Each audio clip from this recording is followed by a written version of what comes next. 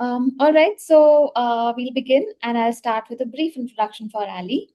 Um, First of all, a very warm welcome to today's webinar. I'm your host, Aditi, and I'm delighted to have all of you with us today. We are very excited to be joined by Ali Hendry, an ICF MCC certified coach, coach supervisor, mentor coach, and inclusion consultant who's making a significant impact in the coaching profession globally. Ali leads the ICF Certified Relationship Coach Diploma, mentors and supervises coaches at all levels, and works with organizations worldwide to foster more inclusive and effective workplaces. With expertise in spanning psychology, coaching, supervision, and inclusion, she brings a wealth of knowledge and experience to today's conversation. In today's session, Maintaining Coaching Presence Ethically in a Complex Conversation, Ali will explore how coaches can remain fully present, navigate complexity with confidence, and uphold ethical standards when faced with challenging coaching situations. Ali, we're thrilled to have you here. Over to you. Amazing. Thank you for that lovely introduction. Hello, everybody. Good morning, good afternoon, good evening, good night, wherever you are in the world. Pop into the chat where you are based. We have had Brighton, UK, which is where I am based, by the seaside. We've had Mumbai. Where else do we have in the space? Let us know in the chat. And also let us know what your coaching experience is, whether you are credentialed, whether you are certified, what it is that you are here for in terms of your coaching levels. Pop it into the chat. Hello, we've got Alsace in France, PCC. Thank you. Who else have we got here? Who else is in space? Lovely to be here with you today. Now we've got Mumbai as well. Hello, welcome PCC, Delhi, PCC. Lots of PCCs coming in. Lovely to be here in space with you. Mumbai, pursuing a PCC. You're going to get there. Kenya, all great, fantastic.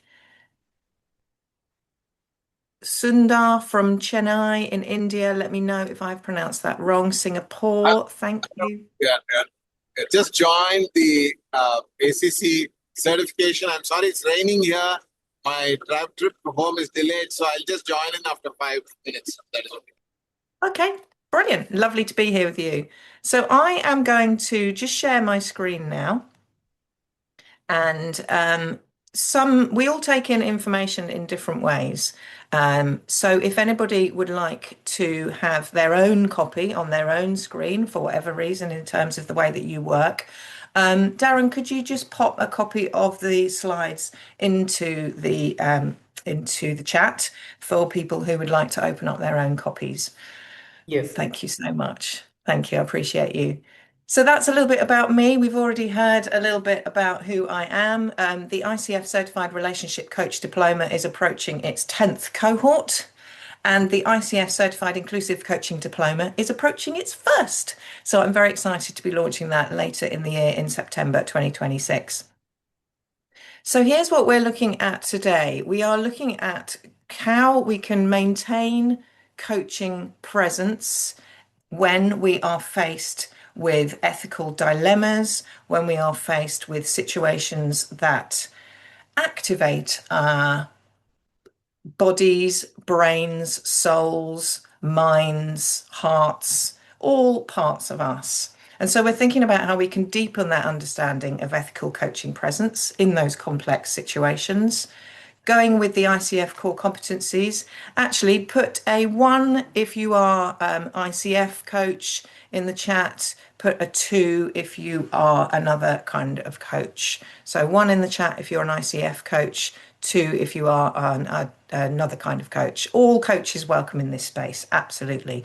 We are going to be thinking about the ICF core competencies and how they support that ethical decision making.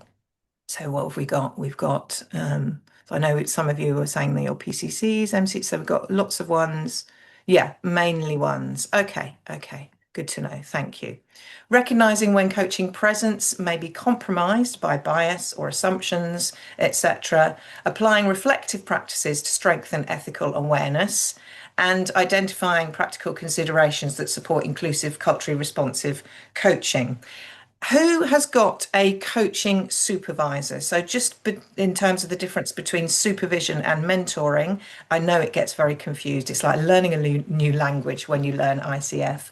So if with the ways of ICF. So if you have a mentor, the mentor is there to help you do coaching, to help you achieve your credentials, to do those ACCs, PCCs, MCCs, coaching quality. So they will look at recordings. That's what the mentor is doing, helping you to do the coaching. Whereas a supervisor is helping you be a coach, embody coaching. So who's got a supervisor? Put a yes if you have a supervisor, whether that's an individual supervisor or group supervision. Yeah, we've got someone saying I do. Yes, if you have, and no if you haven't had supervision before. No, quite a few of you. Some of you have, some of you haven't. Okay, good to know. Good to know. We are going to talk a little bit about supervision in a moment. There will also be some breakout group work. If you are not in the space to be in a breakout group, then if you, when we get to that point, you can just stay in the main space. And if you want to engage with us in the main space, that's absolutely fine. If you want to engage in your own reflective practice, then that is also fine. So we will be dividing you up into breakout groups. There will be 5 people in each group. And that'll be happening in a little while. So if you do get invited into a breakout group and you don't want to go, absolutely fine. What we'd like you to do is to interact in the way that works for you, which means rules of engagement. So today we understand and accept everyone holds biases. It's a fact. It's a fact of being human. We operate from a place of compassion and grace as we explore today's topic. We acknowledge we're all at different learning stages. That doesn't mean any of us are better or more evolved. It just means we have different learning stages happening for us. We feel empowered to engage in the way that serves our learning. So really do check in with what is going to work for you today. And we commit to finding one action to take forwards. So as we consider the rules of engagement, I'd like you to give yourself a number between 1 and 5. 1 is the lower level of maintaining focus, and 5 is the higher level of maintaining focus. So you get to choose how you want to engage with today's hour session. Do you want to engage at the lower level, a 1 or a 2? Do you want to kind of be mid-focus at a 3 or a higher level at a 4 or a 5? There are no wrong answers. All the answers are correct and right because they are your answers. So what level of engagement would you like, or focus would you like to bring today to our hour together, between 1 being the lower focus and 5 being the higher focus? Whatever works for you. Have a little check-in with yourself right now. And everything is, oh, I like that we've got some 0.5s in there as well. Love it. That's a real check-in. That's fantastic. Loving the way that you are checking in with yourselves there. Fantastic. Thank you, everybody, for engaging in the chat. So what are we talking about to do with ethical presence, and why is there a picture of a cute dog? You know what? When a dog, all my family have got rescue dogs. And in fact, my mother, who now has lived in, I live in the UK, my mother lives in Portugal. She has lived there for 35 years. And when she first moved out there, she started a rescue home for dogs, and it's now for dogs and cats. And oh, do we have a question? Or we've got somebody, that's it, who didn't realise that they weren't on mute. There we go. That's okay. Back in the room. So when you take a dog for a walk, it doesn't care how long the walk is. It doesn't care if it's going to get snacks or anything. It doesn't care what route you're going to take. It just wants to sniff and explore and wander about. It is being actively present. And so when we think about what is ethical presence, I would say one of the main areas that comes up for me when I'm thinking as an MCC coach about the 3,000 plus hours of coaching that I've done over the years, I would say that remaining unattached to outcome is key in this situation. What do we mean by that? We mean being actively present. We mean being compassionate and not falling into rescuing. And we mean being curious without coming across as intrusive. And of course, in the ICF core competencies, we can find those in number 5, maintains presence, 4, cultivates trust and safety, and 2, embodies a coaching mindset. There is a link there to an article that I wrote. I write articles for coaches. I also write relationship articles for medium.com. And there's an article there that is relevant to being unattached to outcome.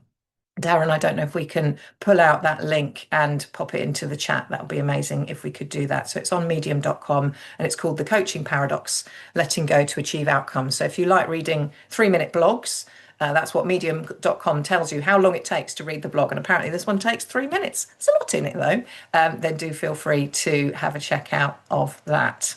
So we're thinking about how we remain unattached to outcome. And as a coach trainer over the years, that is one of the areas that people come to me with in terms of some struggles. It's certainly something I can relate to. I started as a diversity, equity and inclusion trainer, working with all sorts of organisations in the public, private, voluntary and military sector before I moved full-time into coaching. Well, I say full-time, I do still do some coaching. I do still do some training, run some training sessions for various organisations. And because I'd spent years as a trainer where you have a set number of outcomes and aims to achieve during the session, I was very wedded to what I thought the client needed to achieve. Now, of course, we do have, at the beginning of a session, we do have those lovely questions. What would you like to work on? Why is this important to you? How will we know that we've achieved it? Is there anything that might get in the way? I call them bookends, the coaching bookends, the things that we do at the beginning of a session, and then, of course, the things we do at the end of the session as well to make sure that we're capturing the learning, the outcomes, the accountability. When it comes to remaining unattached to outcome, yes, there are the outcomes of the session, the outcomes that your client wants to achieve. What we're talking about is you as a human being trying to not be attached to what you think the client should do, the direction of travel that you think they should go in. And the article that I wrote, The Coaching Paradox, gives an example. So if you're interested in if that's how you learn in terms of practical examples, then have a look at that and you can go through. It's resonating. Let's keep checking in on that. What impacts your ability to remain fully present? And it might be a number of things, but is there anything from that list? As we've said, 3 and 4 are resonating with people. So we know that these areas do impact us. What about anything from the list there? Strong emotions, whether that's yours or the client's. Conflict, whether that's, I work with duos. I tend to use the word duos rather than couples. I do relationship coaching with duos. I call them duos because I work with different types of relationship love styles. So I work with people who are monogamous, where they are in relationship with one other person. And I also work with people who are non-monogamous, where they are in ethical relationships with more than one person. So I tend to use the word duo. And there can be conflict that shows up actually in the sessions. Is it conversations about identity or privilege or oppression? Is that what strays you away from maintaining that presence? Is it trauma-related topics? Some of you have shared that already. Thank you so much. I appreciate that. Or is it ethical dilemmas? Aditi, did you have something for me?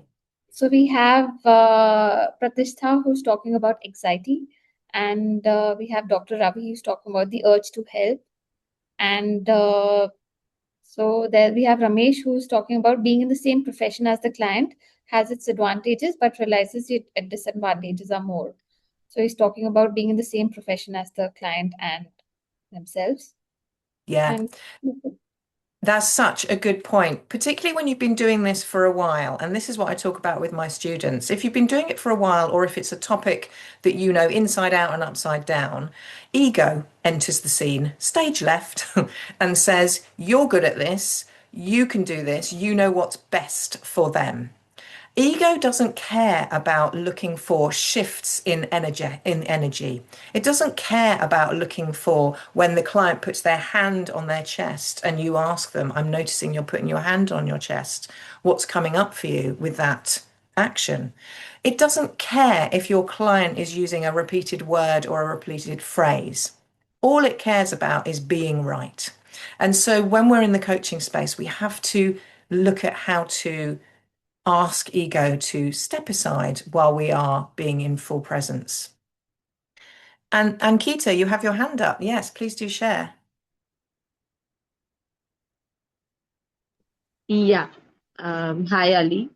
Hello. Thank you so much. Very, very insightful session. And it's somewhere the timing is so impeccable because the ethical dilemmas, the fifth point where we talk about the boundaries of a coaching alliance or therapy or anything.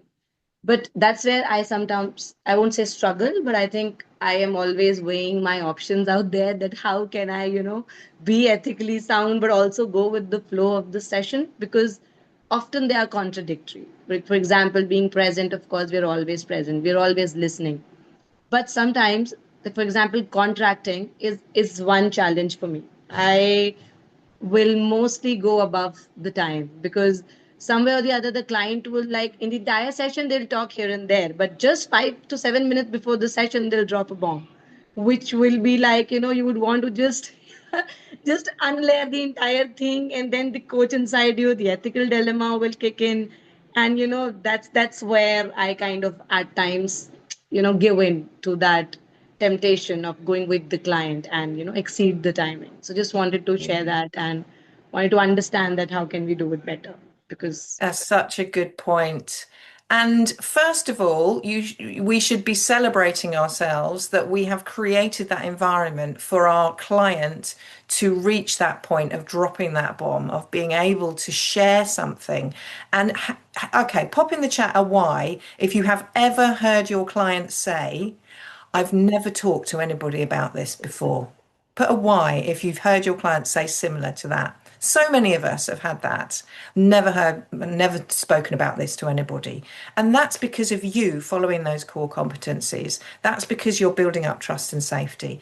And so, yes, the issue that comes up is you've got 5 minutes left. Sometimes it's only 5 minutes left, and the client has shared something, and you're thinking, oh, right, you're sitting up more and you're thinking, right, this is it. This is where I can go deep. This is the depth of what we've been talking about. I can see how I always think of it like a funnel when I'm talking to my students. It's like they're giving you all this information, and then eventually it gets down to them finishing their monologue sometimes. And this is where the gold is, because they've processed everything as they've been talking to you. And that's where the question sits, I always think. So you've done this amazing session and they've dropped this on you 5 minutes before finish time.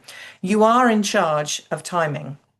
You know that if you don't keep to timing, then your client could build up an expectation and you are breaking your own business boundaries, and will be future you will not be happy with you. Future you will be like, why did you do that? Because now they're expecting you to overrun. So we caretake without smothering. We say, I'm noticing you're saying X, and I'm honouring that this is something you've brought to the space. We have 5 minutes left. How would you like to use that time? It is as simple as that. You're ticking off a core competency in terms of partnering with the client to close the session, and you are saying to them, this is the time, I honour you. How much of this can we go into in 5 minutes? More often than not, the client will go, yeah, that's not very much time, is it? Perhaps we can talk about it next week. Remember, if your client is saying perhaps we can talk about it next week, every session has its own identity. So if they are saying that, you're not going to be the one at the beginning of the next session to say, right, so you wanted to talk about X, Y, Z. You're still going to be saying, what would you like to talk about today? If your client says, oh, there was something last week, I can't remember what it was, I actually hold silence for as long as I can because I don't want to tell them, because my version of what they want to talk about is going to be different from their version. And they will get it, or they get elements of it, and they say, oh, I wanted to talk about this. And you're thinking, well, yeah, that was a bit of what we were talking about last week, but not the whole thing. I don't know what's happened to them during the week. It's changed into something else. So remember, they are in charge. And Keita, is any of that useful in any way? Let me know. Yeah, I see you're nodding. The questions, go on. Yeah, absolutely. No problem. The questions at the bottom there are what you might want to use. So feel free to jot them down, or you've got the PowerPoint. Darren, would you mind popping it into the chat? I know we've had some lovely people join us as we've been going through the session. So we all learn in different ways. If you want to have a copy of the PowerPoint now, if that's how your brain works, we will pop it into the chat and you can open that up. Or just jot down these things. If you're thinking about what impacts my ability to remain fully present, do a little inquiry. How can it show up? What would reduce its impact on you? When will you practice? So we've just had that example there. How can it show up? Well, I'm worried about time. I know I've got a thing about time. I know that's part of me. I'm talking about myself here, not Ankita. I grew up with a father who I was always late. This is true, by the way. I was always late for school. So I have a thing about being late. I'm very dismissive if people are late. I'm very time centered. I'm really good at timekeeping because I was always late for school and I used to hate that. This is all going on in the background. So how can it show up? The person's just given me that information. We've only got 5 minutes to go. My brain is panicking. What would reduce its impact on you? Acknowledging the time and giving it to the client. Okay, great. When will you practice? The next time it happens, I'll do some journaling in between now and then, and I'll work out a plan of action so that I've got those tools when the client drops a beautiful bit of information and we only have 5 minutes left. So we're going to look at a case study. We're going to get you into groups, and time-wise, we're going to have about 8 minutes in the room. Yeah, we're going to have 8 minutes in the room. And let me know how many groups are being created, Darren, if you can. That'd be fantastic. So 5 people in a room, 8 minutes for being in the room. We're going to go through a case study, and some of the contents might activate people in the space. You might have already been activated. I hope you've been able to support yourself. Just in terms of a check-in, let's have that focus check-in, with 1 being low focus, 5 being high focus. Just pop into the chat. Where are you at now? Is it the same number? Is it a different number? Absolutely fine what number you are. Put in 1 if you're committing to a lower number, 1, 2. 3 if you're committing to mid-focus. So we're just having a check-in with our focus levels, with our attention levels, in a way that works for you. Attention looks very different in different people, and we embrace that. Or a 4 or a 5 if you've got that higher focus. So just have that check-in with yourself and where we are at now. So let's just ground ourselves. There's been a lot of research on the vagus nerve. The vagus nerve is awesome. However, recently there's been more research discounting a lot of the work that's been done on the vagus nerve. So we sit and see what happens with that. The vagus nerve is the largest nerve in your body. Vagus means wandering. It's a wandering nerve. It wanders around your body. It connects your head to your stomach, to major organs in your body. When you say phrases like, I've got a gut feeling. Yeah, because your brain and your stomach are in communication. There's two-way communication happening through this amazing vagus nerve. Now, like you can tone up muscles, like this morning when I was doing my core class in the gym. I know it's different time of days for people today in this space, which is lovely to have an international audience. When you tone up your muscles, you can also tone up your vagus nerve through these exercises. So we're going to do them now. Exhaling for longer. What does that mean? Breathe in 2, 3, and out 2, 3, 4, 5. It's that simple. Again, breathe in 2, 3, out 2, 3, 4, 5. That is one way of toning up the vagus nerve. Another way, you don't have to be on sound for this, is humming, because humming sets a vibration in the mouth. It's quite near to the kind of tendrils, not the official term, of the vagus nerve around the neck and the face and the mouth. So humming. flying around. It might be that you want to choose number 2. What are the power dynamics that are flying around for the client and for the coach? And this is for each of these: is the client, the coach, the environment. Number 3, privilege and marginalization. That might be the area you want to discuss. Or number 4, identity-based emotional reactions. So we'll make sure that you have got those 4 areas. You will go into your groups, you'll say, hey, you're amazing. You will then pick an area and you'll have 8 minutes to have a conversation about how that particular area shows up to do with the case study, okay? If you don't want to join the room, absolutely fine. You are most welcome to stay in this space, have some reflection time to yourself.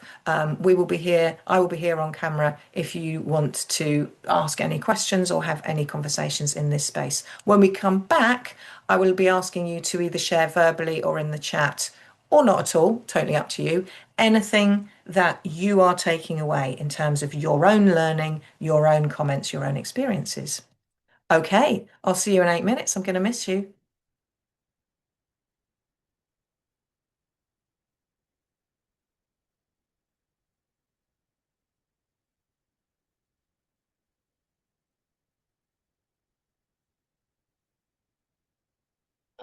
Hi, can I ask a question in the meantime? Yes, hello there. Hi, Ali, Pratishtha this side. So, Ali, my question is coming from the point where you shared that how to refer to the right professional. So, there is a thing about anxiety which you mentioned in the slide also right now. So, I was talking to some people who are into counseling psychology, and according to them, anxiety is a disorder. So, if somebody is coming with anxiety, um, the coach should not be doing it. But in my experience, coaching does help people with anxiety because we are not interfering with the medication or the therapy they are doing. Uh, According to you, is it ethical for us to take up people when they are coming with functional anxiety issues or burnouts? Yeah, that's a really good question. And as we know, there are burnout coaches, there are anxiety coaches, there are trauma coaches. So we are increasingly seeing coaches who are using psychological and therapeutic terminology to describe what they do in the coaching space. My first priority is to understand where the client is at regarding anxiety. What do they already have in place that is supporting anxiety? So, for example, if they say, well, I have a therapist as well, because I'm joining a practice that's already there. I would be asking them to check with their therapist first whether I can coach them, whether they are okay to be coached. So I'd be getting permission. I mean, whether they tell me the truth or not, but I would be asking this person to ask their therapist first, whether coaching would be okay at this point. Because what I don't want to do is overload, right? Is it ethical? Yes and no. This is ICF coaching, baby. Who's read the code of ethics? I mean, they're guidelines, okay? They are guidelines. What I would be looking for is how the client is engaging in the session and whether it is of value to them. I would be making sure that I'm assessing. I would be making sure that I'm asking at the end of each session, for the first few sessions, is there any, what worked for you during that session? Is there anything you needed me to do differently? Is there any additional support that you're going to be seeking outside of the space? I would also be making sure that I have an exit interview or questionnaire at the end of us working together. In itself, it's not for me to say whether you are managing your anxiety in a way that is working for you and allows you to access coaching. What I can do is I can look at what I'm doing as a coach and how it's benefiting my client. And if it stops benefiting them, then that is when the ethics kicks in. I kind of feel like I'm answering the question without answering the question. So let me know if any of that is useful or if you need any further support.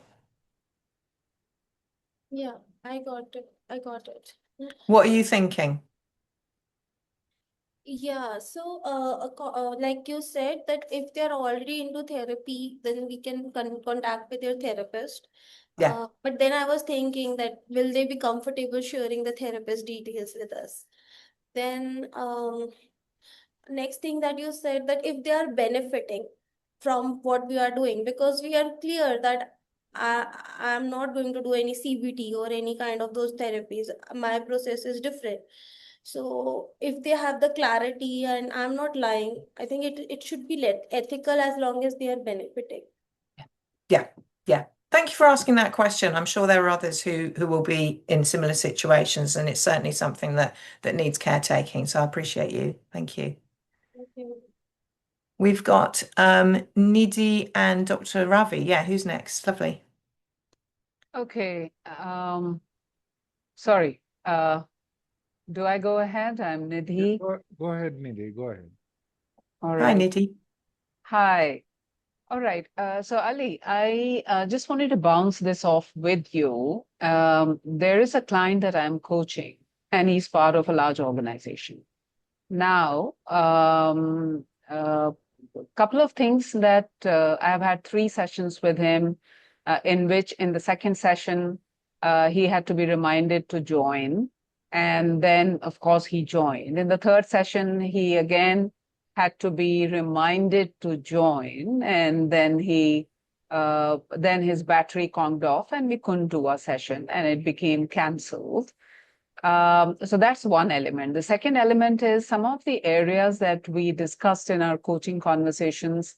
I'm not too sure to what extent he's actually worked on them. So my key question is, I'm thinking, is it ethical for me to continue the partnership with him? Because what I'm feeling is that he's not appropriately committed to doing this, right? Not enough commitment to do, which is what his behavior is showing. In fact, I had even dropped him an email on that and said that, we need to do this better for us to continue. And he replied over the email saying, yes, I'm going to take care of this. But lo and behold, soon after that, when there was an email which I sent saying, hey, if you can just let me know the progress you've made on some of the agreed action items in our earlier session, he again did not respond within a week's time, which was the timeline given in that email. And again, I had to sort of end up reminding him that, hey, awaiting your response. So now what I'm sitting with right now is this triggering me to, is this my trigger that, somebody is not seeming to be serious and is perhaps fooling around and therefore I want to call this off? Or I do feel that, perhaps this is not the right time for him to take this up, or because his commitment is not sufficient to get into a coaching relationship. So this is where I'm sitting right now and grappling as we speak. Yeah. It's such a great topic. Thank you. Just to do a time check, the groups are going to come back in about 1 minute, and I'm aware, Dr. Ravi, that I won't be able to get to your point. If anybody does have any questions for me, then you can reach out to me. There is my LinkedIn link that is going into the chat, so please do. And I apologise for not getting to you. Such a good question. And you're already asking yourself, you're already supervising yourself with those great points. Am I being triggered? Is this something? Am I judging that he's not ready? What do I need to let go of? What do I need to hold on to? So, some of it is to do with the nuts and bolts of the terms and conditions and, the rules of engagement, which I'm sure you've got and you are sticking to. So if timelines are not fulfilled, if people are not showing up on time, I've got a 10-minute cancellation. So if you don't show up within the first 10 minutes, unless by prior agreement, then the session is then we don't have the session and you don't get a refund. So, making sure that your terms and conditions, and it's an ongoing document. We need to renew our T's and C's constantly as clients demonstrate different parts of humaning. And we kind of go, oh, yeah, I didn't think about that. I need to bring that in. A word that's coming up for me, if I was supervising you, Nidhi, I would be asking you to explore, and this might be if you're a journaler or external processor, you might want to, have a conversation out loud with yourself or however you tend to process things, or perhaps you've got a supervisor. The word that's coming up to me is responsibility. How is responsibility showing up in this situation that I am describing to Ali? Does that feel like something that could be interesting to explore, Nidhi? Yes and no, I would say. I guess I mean, in the interest of time, I don't want to take too much of it. There's a couple of minutes left, and I think people are back in the room. Have we got people back? Are they back in the room? Yes, Look. mostly Yes, they everybody. are. Okay, fantastic. Ah. Welcome back, everybody. I was keeping an eye on time. Nidhi, feel free to reach out to me. I would love to explore this further. I have other ideas and notes that I've just been jotting down that unfortunately we don't have time to deal with now. No problem. Thank you. please do I reach will out. reach out to you. Yeah, thank you. Perfect.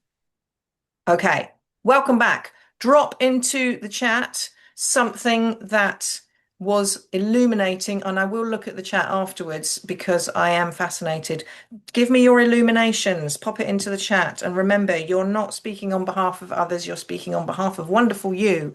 What is coming up for you? What have you learnt? What are you realizing?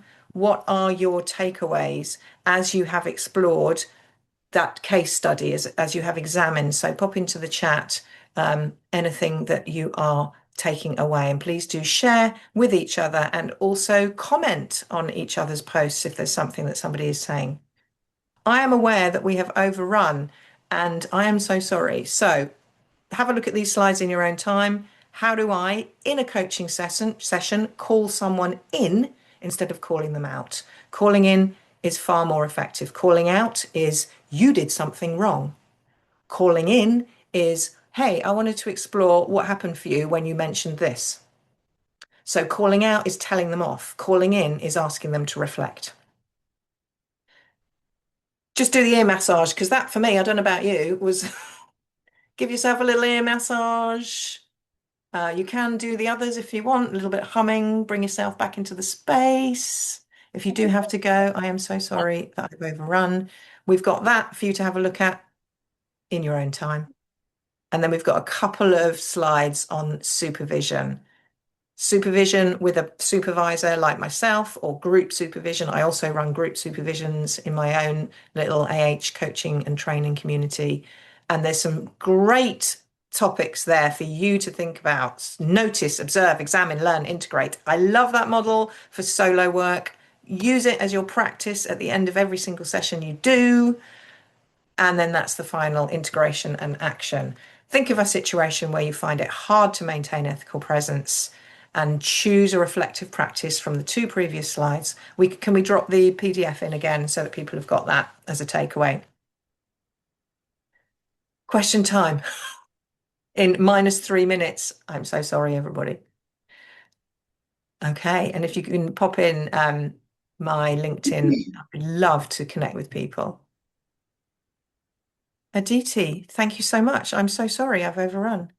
Thank you so much, Ali. It was such a pleasure having you today, and it was such a interesting webinar to be a part of. Thank you. Thank you, everybody. I appreciate you. Thanks, everyone. Thank you.